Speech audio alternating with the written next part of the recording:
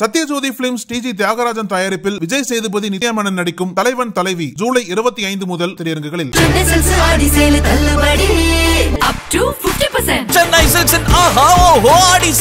தெரிக்கவிடும் காரம் நிறம் சுவையை தருகிறது. ஆச்சி மிளகாய் தூள் தெரிக்கவிடும் காரம் நிறம் சுவை. நக்கீரன் நேயர்களுக்கு வணக்கம். இன்று நம்முடன் கருத்துக்களை பகிர்ந்து கொள்ள இணைந்திருக்கிறார் தமிழ்நாடு முற்போக்கு எழுத்தாளர்கள் மற்றும் கலைஞர்கள் சங்கத்தின் கடலூர் மாவட்ட பொறுப்பாளர் பால்கி அவர்கள். வணக்கம் சார். வணக்கம்.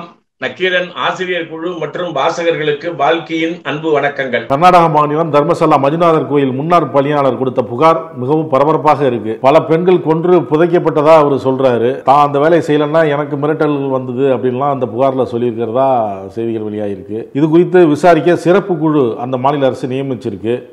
அந்த புகார் எப்படி பாக்குறீங்க? விசாரணை எப்படி போகும்? நம்பிக்கை தரும் அளவுக்கு இருக்குமா? கர்நாடகா மாநிலத்தில் இந்த தர்மஸ்தலா என்பது மிகப்பெரிய அளவுக்கு மரியாதை உள்ள ஒரு இடமாக இதுவரைக்கும் நம்ம மனசுல இருந்தது. மிகப்பெரிய அளவுக்கு இப்போ மைசூர் கர்நாடகாவுக்குள்ள போனீங்கன்னா மைசூர் போயிட்டு வந்துட்டீங்களான்னு கேட்பாங்க. அது மாதிரி ஒரு பாரம்பரியமான இந்து வழிபாட்டு முறைக்கு பெருமை சேர்க்கக்கூடிய இடம் தர்மஸ்தலா.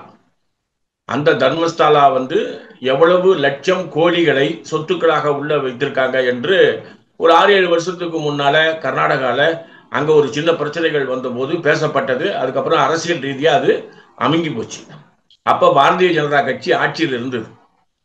இப்போ அந்த சொத்துக்களுக்கு முழுமையா சொந்தக்காரர்கள் 3 சகோதரர்கள்.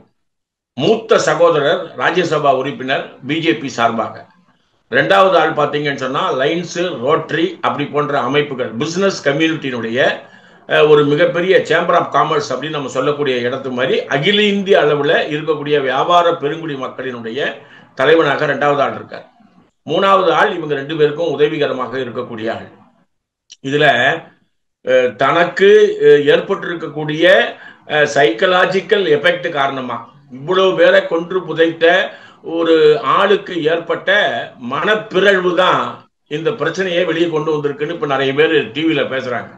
அப்படி இல்லை. அந்த பகுதியில ஏற்கனவே எதிர்ப்பு குரல் கொடுக்கப்பட்டவர்கள் கொலை செய்யப்பட்டிருக்கிறார்கள். எதிர்ப்பு குரலுக்கு ஆதரவாக இருந்த அந்த பழங்குடி மக்களினுடைய பகுதிகள் அந்த பகுதியிலிருந்து அரசு நிர்வாகத்தால் தூக்கி எறியப்பட்டது.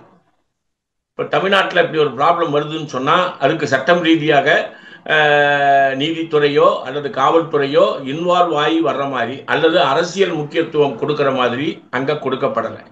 இப்ப என்ன ஒரு முக்கியமான விஷயம் சொன்னா, இறந்தவர்கள் 400க்கும் அதிகமானவர்கள். அதாவது இறந்தவர்கள் நான் சொன்னது செத்ததுனால. இதில் கொலைகள் எத்தனை என்பதை விசாரிக்க வேண்டும் என்பதுதான் வேண்டுகோள். அதுல ரொம்ப மோசமான விஷயம் என்னன்னா, யூனிஃபார்ம் கேர்ள்ஸ் பள்ளிக்கூடத்திற்கு சென்று காணாமல் போன, கல்லூரிக்கு சென்று காணாமல் போன, வேலைக்கு சென்று காணாமல் போன, இந்த கேட்டகரியில பார்த்த மிகப்பெரிய அளவிற்கு பிஞ்சு குழந்தைகளை பாலியல் ரீதியாக படுகொலை செய்திருக்கக்கூடிய மிகப்பெரிய அராஜகம். அதாவது ஒரு ட்ரைபல் காட்டுக்குள்ள ஒரு மிலிட்ரி உள்ள போச்சுன்னு சொன்னா அங்க என்ன கொடூரங்கள் நடக்குமோ திரைப்படத்துல அதை விட மோசமான நிகழ்ச்சிகள் சத்தமின்றி அரங்கேறி இருக்கின்றன என்றால் இதை எப்படி ஒரு இந்திய சுதந்திர நாட்டில் நாம் அனுமதிப்பது என்பதுதான் இப்ப அங்க ஏற்பட்டிருக்கக்கூடிய கேள்வி. காங்கிரஸ் அரசு தன்னாலான முயற்சிகளை மேற்கொண்டு அங்க இருக்கக்கூடிய எதிர்ப்புகளுக்கு பேச்சுவார்த்தை நடத்தி ஒரு குழுவை அமைக்கிறாங்க. அந்த குழுவுக்கு பொறுப்பேற்க யாரும் வரல. வர்றவங்க பூரா ராஜினாமா பண்றாங்க. இன்னொன்னு, அமித்ஷாவினுடைய நிர்வாகத்துறையிலிருந்து அந்த ராஜ்யசபா உறுப்பினராக இருக்கக்கூடிய மூத்த சகோதரருக்கு கொடுக்கப்படுகின்ற ஆதரவு ஒரு அச்சத்தை நிர்வாக ரீதியாக இந்த பிரச்சனையில் தலையிடுவதற்கு தயங்குகிறார்கள். ஆனா இது வெளியே கொண்டு வரப்பட வேண்டும். மொத்த சொத்துக்களும் அரசு கையகப்படுத்தணும் என்பது அந்த சைட்ல இருக்கக்கூடிய மக்களினுடைய கோரிக்கை. இப்ப நீங்க தொலைக்காட்சியில விவாதங்களாக இந்த பிரச்சனை வந்தாலும் கூட அந்த ஏரியாவில் நம்ம சென்னையினுடைய விமான நிலையத்துக்கு இடம் எடுத்த மாதிரி கர்நாடகாவில் ஒரு பகுதியில் இடம் எடுத்தாங்க. அந்த இடம் எடுத்ததை மக்கள் போராடி மீட்டுட்டாங்க. அது அந்த பகுதியினுடைய அரசியல் ரீதியான செய்தியா வெளியில வந்தது. அதே மாதிரி இந்த பிரச்சனை வெளியே வரணும், ஆனால் வரவில்லை. காங்கிரஸ் ஆட்சியோ அல்லது பாரதிய ஜனதா கட்சி ஆட்சியோ அல்லது முதலாளிகளின் ஆதரவு பெற்ற ஊடகங்களோ இதை அங்க பேசல.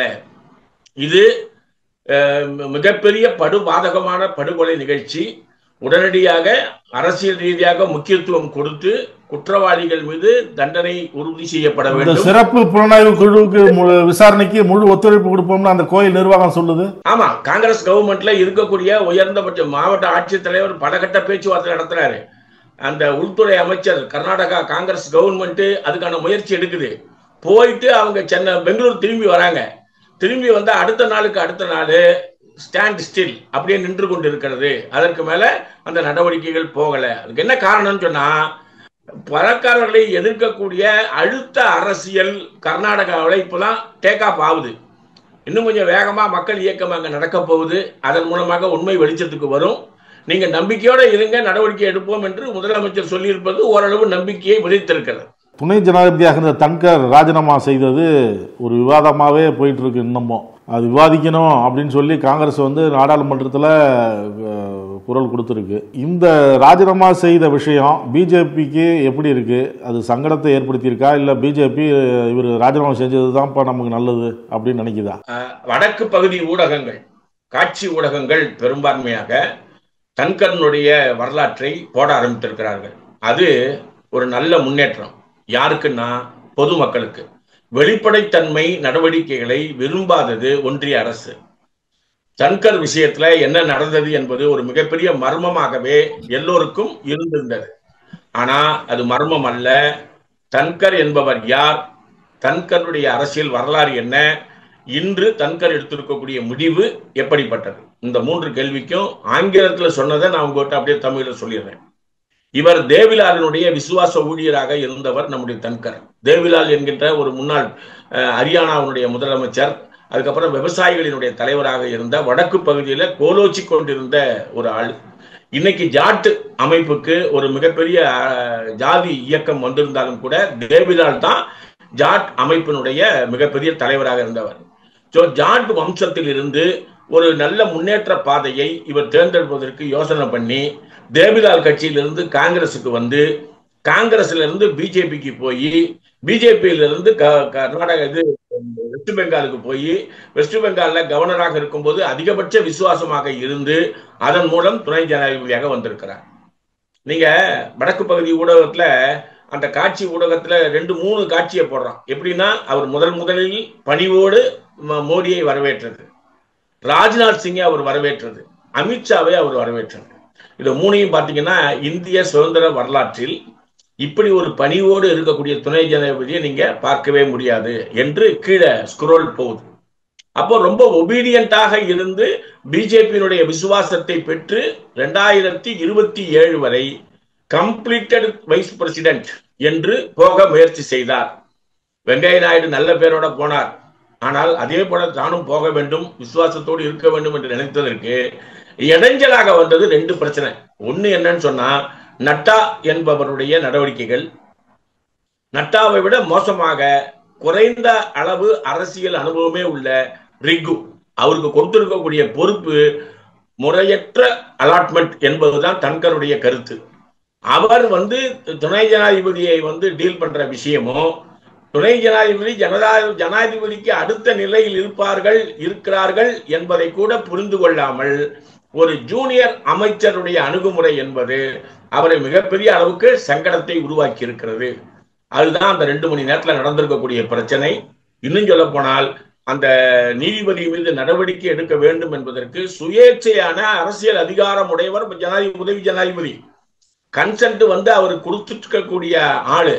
ஆனா இவரை பற்றி அவங்க மதிப்பீடு என்னன்னு சொன்னா, செக்யூலரிசம், சோசலிசம் இது அரசியல் அமைப்பு சட்டத்தில் இருக்கக்கூடாது என்று முதலில் பிஜேபிக்கு ஆதரவு தெரிவித்த துணை ஜனாதிபதி இந்த நீதிபதி பிரச்சனையில் நம்மை எதிர்த்து செயல்படுகிறார்களே என்று அவர்கள் இருவரும் கொடுத்த அரசியல் நெருக்கடி, அழுத்தம் அவரை ராஜினாமாவுக்கு கொண்டு சென்றிருக்கிறது. இது ஜனாதிபதியினுடைய பார்வைக்கு போன பின்பு அவருடைய தலையீடு என்பதும் இல்லாமல் போக, அவர் எடுத்த முயற்சிக்கு இவரு எந்த பாதுகாப்பும் இல்லாத தனியாக போய் ஜனாதிபதியை பார்த்திருக்கிறார். இந்திய சுதந்திர வரலாற்றில் ஒரு ராஜினாமா செய்யக்கூடிய துணை ஜனாதிபதி இருக்கக்கூடாது என்று ஜனாதிபதி ஒரு முயற்சி எடுக்கிறாங்க. அப்போ புரோட்டோகால் படி வண்டியில போக வேண்டியவர் யாருடைய உதவியும் இல்லாமல் தனியாக போய் பார்த்து தன்னுடைய நிலையை சொல்லி வந்து அந்த பிரச்சனையை முடிவுக்கு கொண்டு வந்திருப்பது பெரிய விவாத பொருளாக மாறியிருக்கிறது. இது பிஜேபியினுடைய நடவடிக்கைக்கு மிகப்பெரிய நெருக்கடியை உருவாக்கி இருக்கிறது. ஆதிக்க அரசியல் பிஜேபியில் அமித்ஷா மற்றும் மோடி இவர்கள் 2 பேரோட மட்டும்தான் நடக்கிறது என்று கூட இருக்கக்கூடிய சக அமைச்சர்கள் நினைக்கக்கூடிய அளவுக்கு இந்த தன்கர் பிரச்சனை மாறி இருப்பது ஒரு நல்ல சூழல். பாராளுமன்றத்திற்கு வெளியே போராடி கொண்டிருக்கக்கூடிய சோனியா காந்தி, ராகுல் காந்தி உட்பட இந்த தன்கர் பிரச்சனையில் பிஜேபி விவாத பொருளாக கொண்டு வருவதில் ஒரு மிகப்பெரிய அரசியல் அழுத்தத்தை கொடுத்திருப்பது நல்ல முன்னேற்றத்தை உறுதிப்படுத்தி இருக்கிறது. நாடாளுமன்றம் தொடங்கியதுலேருந்து எதிர்கட்சிகள் அமளியில் ஈடுபட்டு இருக்கு. பல்காம் தாக்குதல், ஆபரேஷன் சிந்தூர் பத்தி பேசணும் அப்படின்லாம். இதற்கு 29ஆம் தேதி விவாதம் வச்சுக்கலாம்னு அவங்களும் சொல்லியிருக்கிறாங்க.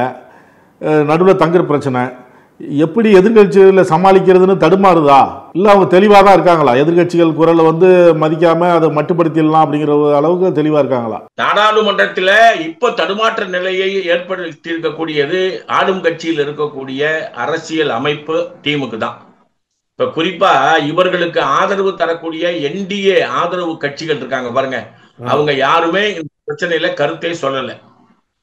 ஒன்றிய அரசினுடைய நடவடிக்கைகளுக்கு 28ஆம் தேதிக்கு மேல விவாதத்தை கொண்டு வரவில்லை என்றால் மோடியினுடைய ஆட்சிக்கு அது ஒரு மிகப்பெரிய அவப்பெயரை உருவாக்கும் என்பதனால நட்டாவுக்கு மிகப்பெரிய அழுத்தம் கொடுத்து குறைந்தபட்ச நேரமாவது விவாதம் வேண்டும். குறிப்பாக பீகார் அந்த ஸ்பெஷல் போர்ஸ், அதாவது சிறப்பு அந்த முகாம் என்கின்ற நடவடிக்கை. இப்ப சிறப்பு முகாம்ல 52 லட்சம் போச்சா, 56 லட்சம் போச்சா, 61 லட்சம் போச்சா, 65 லட்சம் சொல்றாங்களே. 3 பிகர் வெளியில விட்டுருக்காங்க எலெக்ஷன் கமிஷன் ஆஃப் இந்தியா. அந்த எலெக்ஷன் கமிஷன் ஆஃப் இந்தியா விட்டதுல அதிகபட்சம் 61 எடுத்துக்க வேணாம், நீங்க 52 எடுத்துக்கோங்க. ஒரு தமிழிசை மாதிரி ஒரு முன்னாள் கவர்னர் என்ன கேட்கிறாங்கன்னு சொன்னா, இறந்து போனவர்களின் பெயரை நீக்கியதை வைத்து போராடுவது சரியான்னு கேட்கிறாங்க. ஒரு 2-3 தொலைக்காட்சியில் அதை காட்டுறாங்க. எத்தனை பேர் இறந்து போனா? ஒரு பர்டிகுலர் ஏரியாவில் இது வரைக்கும் முஸ்லிம்ஸே இல்லை. அந்த வார்டுல 465 முஸ்லிம்ஸினுடைய பெயர் சேர்க்கப்பட்டுள்ளது. அந்த எலெக்ஷன் கமிஷன்ல இருக்கக்கூடிய அந்த ஸ்பெஷல் ஒர்க்குக்கு போனவன் இந்த ஒர்க்கை நான் பார்க்க மாட்டேன்னு சொல்லி எழுதி முடிச்சுட்டான்.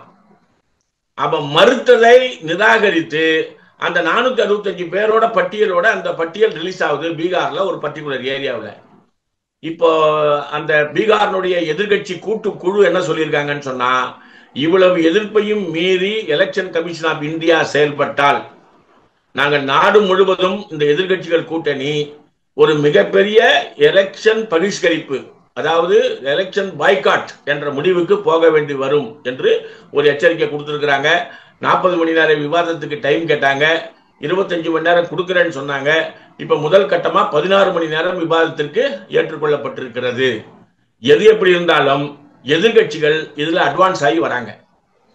ஆளும் கட்சியில இந்த பிரச்சனையில சரியாக பதில் சொல்ல முடியாமல் திகைத்துக் கொண்டிருக்கிறார்கள் என்பதுதான் நிஜமான உண்மை. தூத்துக்குடி விமான நிலைய விரிவாக்கம் அந்த நிகழ்ச்சியில பிரதமர் மோடி கலந்துகிட்டாரு. இதுல கலந்துகிட்ட மோடி பேசும்பொழுது 3 லட்சம் கோடி இது வரைக்கும் தமிழ்நாட்டுக்கு கொடுத்துருக்குறோம் பிஜேபி ஆட்சியில் 10 ஆண்டுகள்ல அப்படிங்கிறாரு.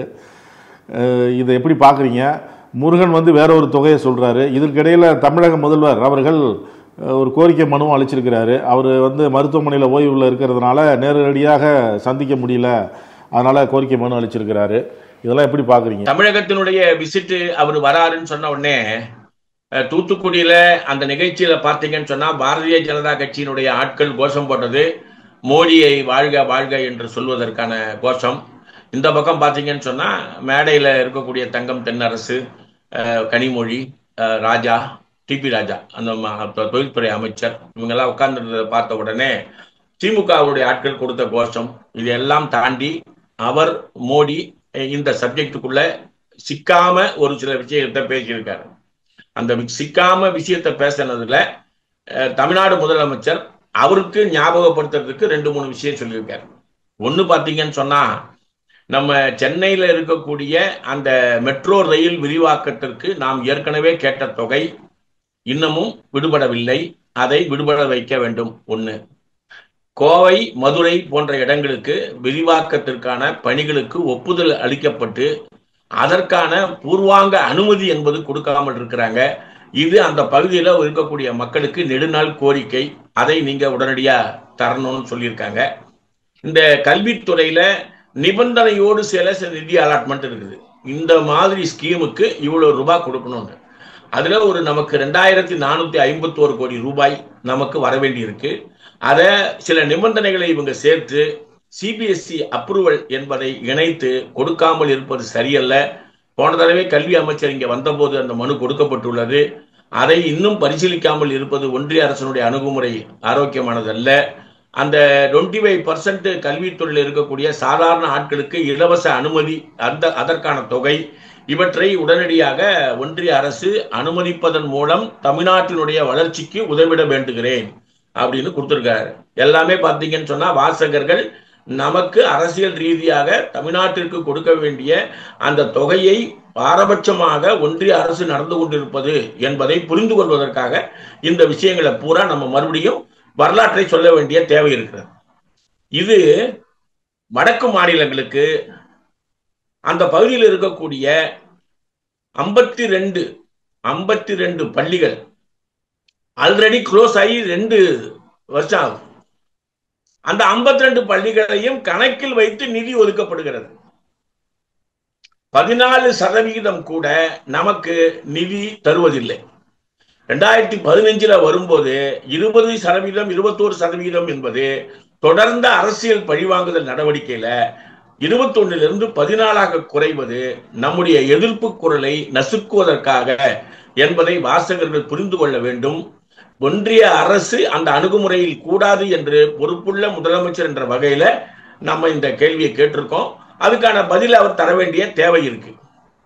ஆனால் நாடாளுமன்றத்திற்குள்ள பதில் பேச முடியாத முருகன் அவர்கள், நம்முடைய பகுதியிலிருந்து சட்டமன்ற தேர்தலில் தோல்வி அடைந்த அந்த மத்திய அமைச்சர் முருகன் அவர்கள் 12 லட்சம் கோடி தமிழ்நாட்டிற்கு முருகன் நம்ம மோடி கொடுத்திருக்கிறாருன்னு பேச அது ஒரு பெரிய விவாத பொருளாக வந்திருக்கிறது.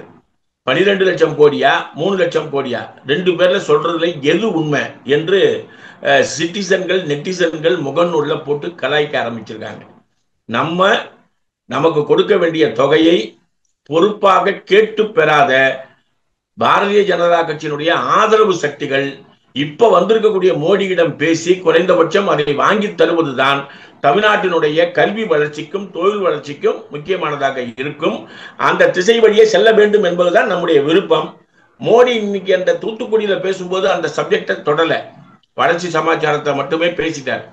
அதுக்கப்புறம் அவர் அடுத்த நிகழ்ச்சி அந்த கங்கை கொண்ட சோழபுரம், சோழர்கள் சாம்ராஜ்யத்திற்கு அவர் தன்னுடைய வரலாற்று பார்வையை விவரிக்கிறார்.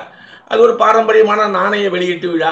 அதுல அவங்க வந்துட்டு பேசுவது பிரச்சனை இல்லை. ஆனால் தமிழ்நாட்டுக்கு கொடுக்க வேண்டிய அந்த மரியாதையை, தொகையை, நிதி மேலாண்மையை உறுதி செய்வது ஒன்றிய அரசுக்கு சிறப்பானதாக இருக்கும் என்பதுதான் நம்முடைய நிலைப்பாடு. பேசும்போது குறிப்பிட்டீங்க, வடக்க ஒரு 52 பள்ளிகள்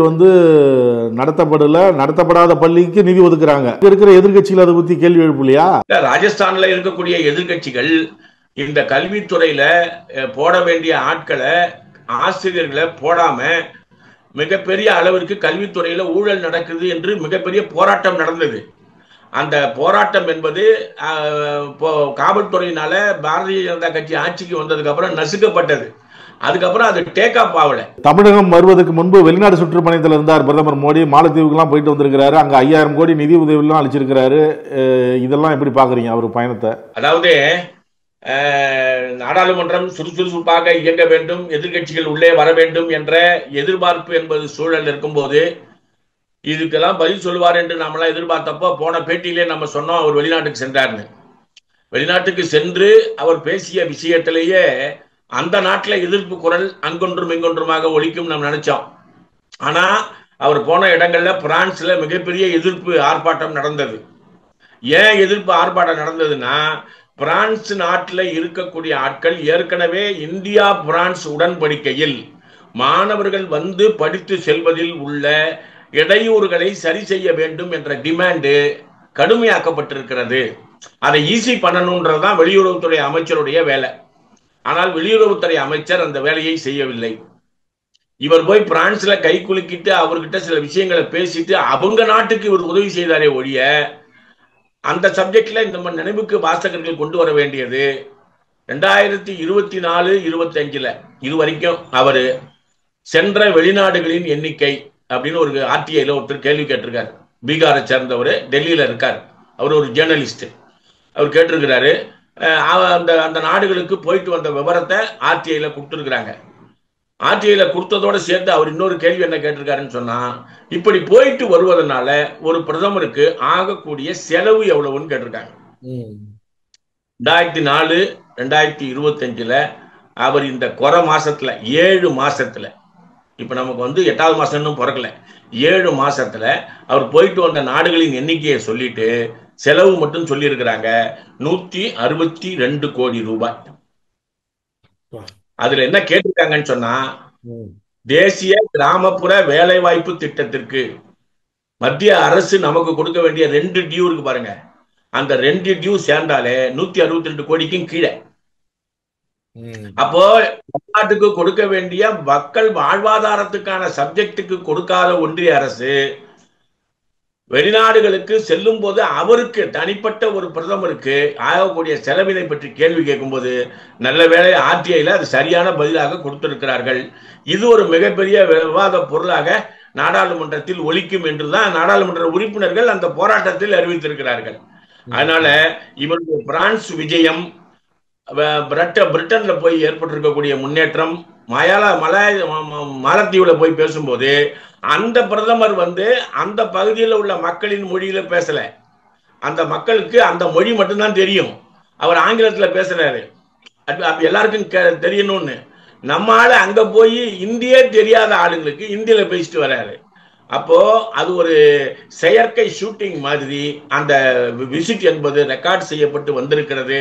மக்களுக்கும் இவங்க பேசின மொழி புரியல, நமக்கும் இவருடைய அரசியல் பயணம் இந்திய நாட்டினுடைய வளர்ச்சிக்கு உதவலை என்பதுதான் நம்ம தெரிந்து கொள்ள வேண்டிய விஷயம். பல்வேறு கருத்துக்களை பகிர்ந்து கொண்டதற்கு நன்றி சார். கருத்துக்களை கேட்டமைக்கு நன்றி, வணக்கம். நக்கீரன் டிவிக்கு சப்ஸ்கிரைப் செய்யுங்கள். உங்கள் ஆதரவே எங்கள் பலம். ஆசிரியர்களுக்கு நண்பனாகவும் மாணவர்களுக்கு ஆசானாகவும் திகழும் தேர்வு வழிகாட்டி. ஒவ்வொரு பாடத்திற்கும் அனுபவமிக்க ஆசிரியர்களின் துல்லியமான தெளிவான விடைகள். CNC இருக்கு, தேர்வு பயம் எதற்கு? இது தீரன் பப்ளிஷிங் ஹவுஸ் விற்பனை வெளியீடு.